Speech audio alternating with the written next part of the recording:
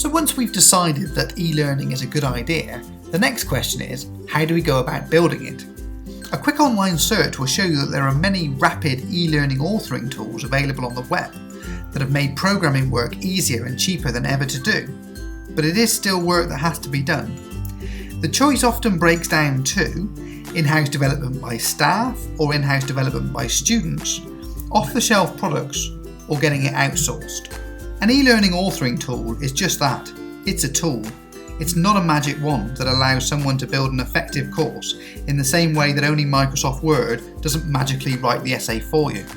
If it's used well, then PowerPoint is all you really need to create some engaging e-learning, and we'll link to a book below that has some great ideas for how to do this. But the quality of the end product is only as good as its parts. Talent and skill do matter here. To create e-learning modules, the author will need a basic competence of working with images, photographs, media, and other graphics. You'll need to be able to track usage, record progress, and other test results.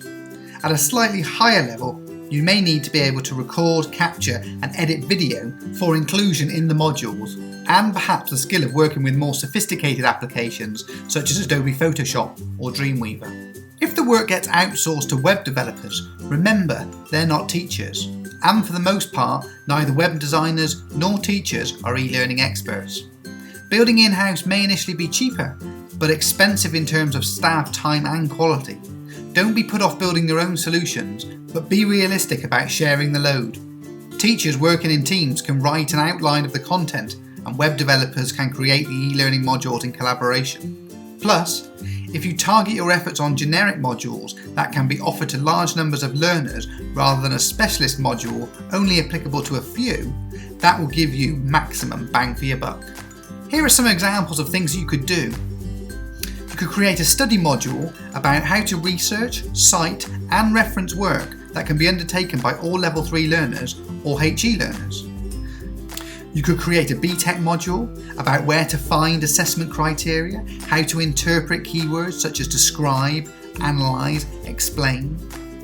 You could make some e-tutorial modules about finance, CV writing, volunteering, interview schools, or the Wheel of Change, anything that's really applicable to a multitude of courses. Are you ready for Generation Z? This is the cohort of people that were born after the year 2000. You should be ready, because if you teach in the FE section, they're going to be in your classrooms from next September onwards. Have a look at the table on the screen to see what makes these students quite unique. 95% have the internet at home. This is the generation that will ask Google first, its parents second, teachers third, and friends last. 85% of them conduct all of their research online, and 8 out of 10 of them are on social media. This is the first generation to have ever grown up with really powerful mobile devices, and the figures are astounding. There are currently 1.4 million different apps in the Apple App Store, and 128,825 of those are educational related, with a similar number for Android devices. And to put this into context for big business, on New Year's Day 2015, $500 million was spent on Apple apps. It's the single highest day of trading ever. Conducting a digital survey of competence levels across Microsoft Office or Apple equivalents should be part of any college induction course. This survey could be a measurement of suitable technical device ownership and portability. Generation Z may be very knowledgeable about handling social media, but they're probably far less confident in using a spreadsheet. Encouraging bring your own devices is the fastest way for a cash-poor college to respond to technology-enabled learning, provided you have a fully Wi-Fi enabled campus with no dead spots, and the appropriate methods for these people to connect their devices to your own internal printers. Of course, you need to place some clusters of computers around the college and a few in every classroom for those without their own devices, or better still, set up a leasing or lending facility. Virtual learning environments need to adopt a clear pathway structure to avoid the clutter of random folders.